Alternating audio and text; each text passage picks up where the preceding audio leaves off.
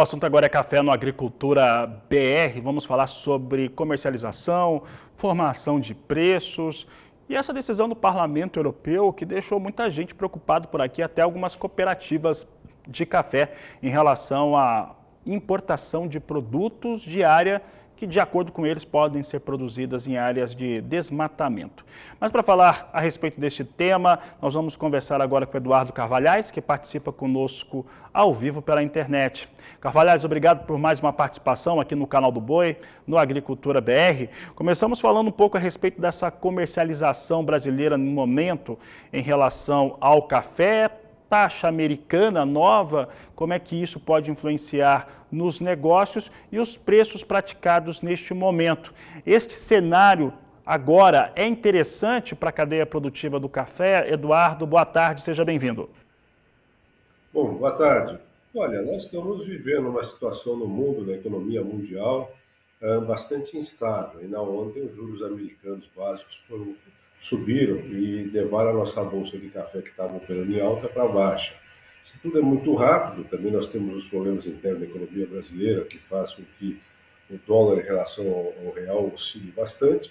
Isso dificulta a formação de preço aqui no Brasil e dificulta muito as decisões dos cafeicultores brasileiros. Nós estamos entre safra, os cafés da safra nova, somente de arábica, começam a ser colhidos agora, eles só devem entrar no mercado com força a partir do final de junho, início de julho, e até lá os embarques brasileiros devem continuar caindo. Nós imaginamos que os embarques de abril último, que não foram divulgados ainda, devem ser divulgados aí pelo dia 10, 12, tenham caído bastante em relação ao mesmo mês do ano passado. Isso vem acontecendo em todo o mundo, não é um fenômeno só brasileiro.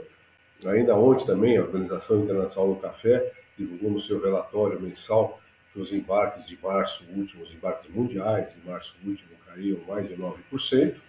E se você pega os números de embarques mundiais, no ano safra mundial, que começa em outubro, de outubro até o final de março, eles caíram 6,4%, principalmente no café arábica. Ontem a Costa Rica também anunciou uma diminuição nos embarques dela, ela é muito pequena, mas isso vai mostrando como há dificuldades nesse equilíbrio entre produção mundial e consumo mundial. Os números de estoques certificados nos Estados Unidos, na Bolsa Americana, caem todos os dias. No mês passado caíram 8,5%, ontem caíram quase 8 mil sacas e devem continuar caindo. Isso tudo vai mostrando a dificuldade que tem no mundo a partir desses problemas climáticos.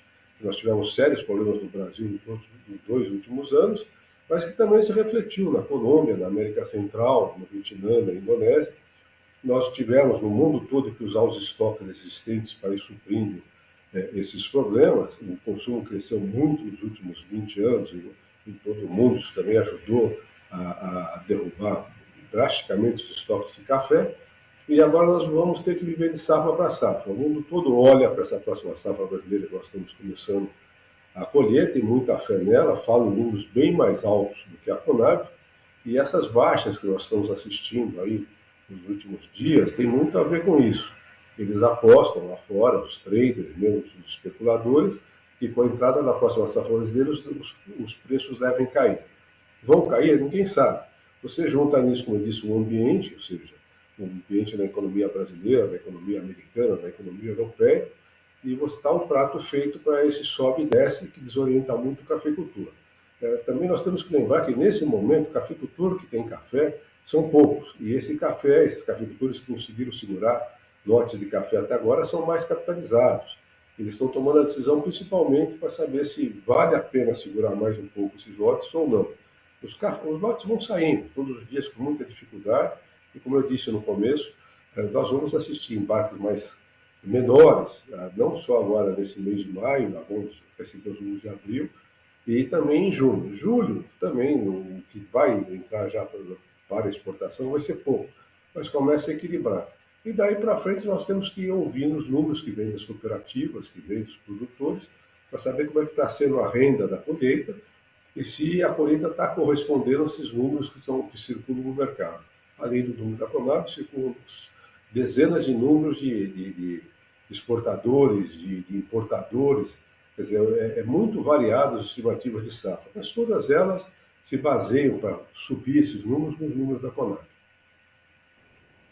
Carvalhais, então temos esse cenário. Nesta última quarta-feira, ao ser anunciada a taxa de juros, já se tinha uma expectativa que os fundos iam migrar de posições que são investidas em café, colocados em cacau, soja, milho, trigo também na Bolsa de Chicago e colocar também esses recursos já em investimentos financeiros, já olhando uma taxa de juros mais alta nos Estados Unidos. Carvalhais, hoje, falando do mercado internacional e a influência que ele tem para nós, tem os levantamentos, nós temos até alguns sindicatos aqui no Brasil que representam cafeicultores que estavam questionando alguns levantamentos que foram apresentados aqui internamente no país também em relação à safra, mas principalmente em relação à formação de preços. Hoje, Carvalhais, o café, ele é diferente, por exemplo, de mercado de soja, onde que a gente vê algumas vezes durante o ano o mercado brasileiro descolado do mercado norte-americano, da Bolsa de Chicago. O milho, normalmente, ele vem descolado agora que eles estão um pouco mais relacionados. Um cenário como esse para o café é impossível, quer dizer, negociações mais voltadas em relação ao cenário de oferta e demanda do café que é produzido no Brasil?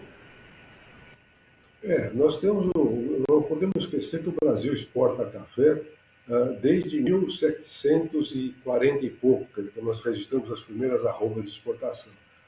É um mercado muito tradicional, o Brasil tem exportadores, traders bastante estabelecidos, canais de comercialização bastante estabelecidos e tradicionais, e eles todos se espelham principalmente na Bolsa de Nova York. Agora, cada vez mais, com o crescimento da importância do Robusta Conilon, a Bolsa de Londres também começa a tomar importância, mas o grande formador de preço continua sendo a Bolsa de Nova York.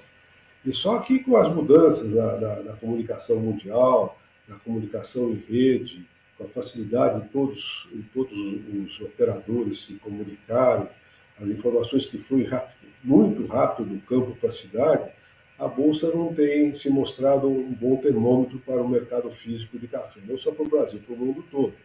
Você veja, ainda agora, essa queda de estoques, nos estoques certificados, é fácil de explicar. É que o café certificado em Nova York, o café que já está em solo americano nos portos, ele está mais barato do que a cotação de Nova York. Então, entre vir comprar nas origens e comprar aquele café lá depositado, muitos operadores, muitas torrefações optam por comprar aquele café que já está lá.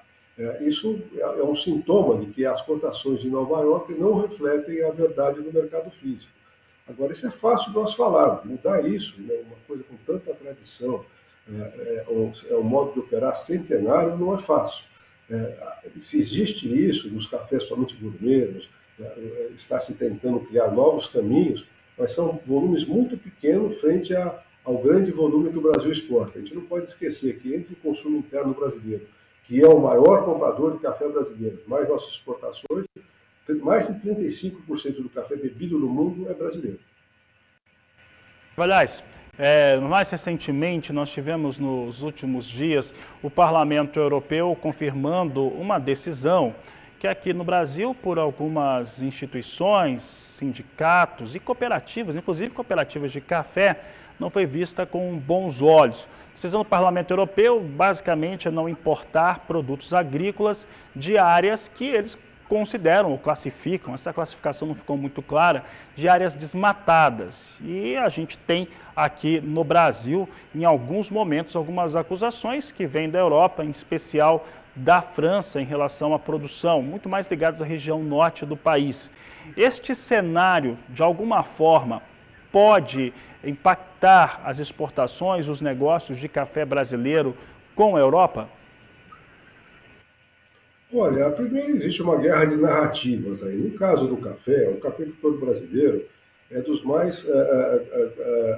dos que colhe com mais respeito ao meio ambiente. Quando acontece alguma denúncia, é eventual, não é o que fazem 99% dos cafeicultores.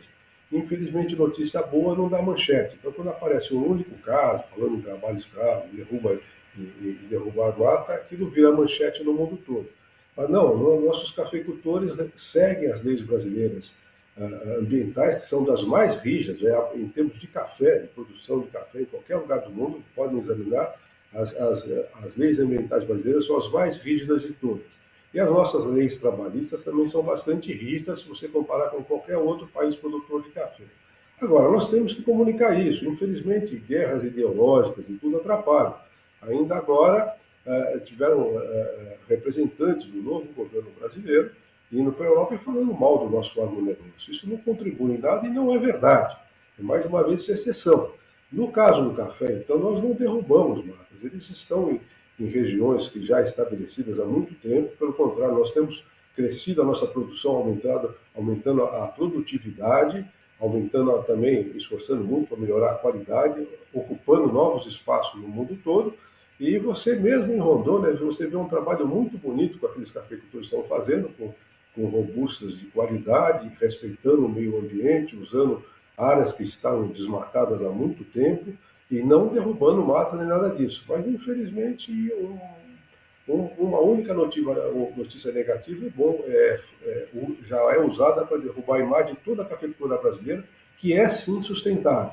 Nós temos que ver como mudar isso, mas é principalmente um problema de comunicação. Nas outras commodities, nos outros produtos, há uma guerra também entre países produtores, inclusive de produtores na Europa que querem derrubar nossas exportações, porque nós temos mais eficientes, estamos produzindo com maior produtividade por hectare e a preços mais baixos. Aí é uma guerra comercial. Mas no caso do café, é só um problema de margem, é possível mudar. O Conselho dos Exportadores de Café tem vindo trabalhando muito em cima disso, as lideranças das cooperativas também, e nós temos que continuar com esse trabalho e reprimir com força aquela ovelha negra que não segue as regras, como eu disse, a grande maioria dos cafeicultores brasileiros segue. Tá certo, Eduardo Carvalhais, obrigado pela sua participação, uma boa tarde a você. Boa tarde.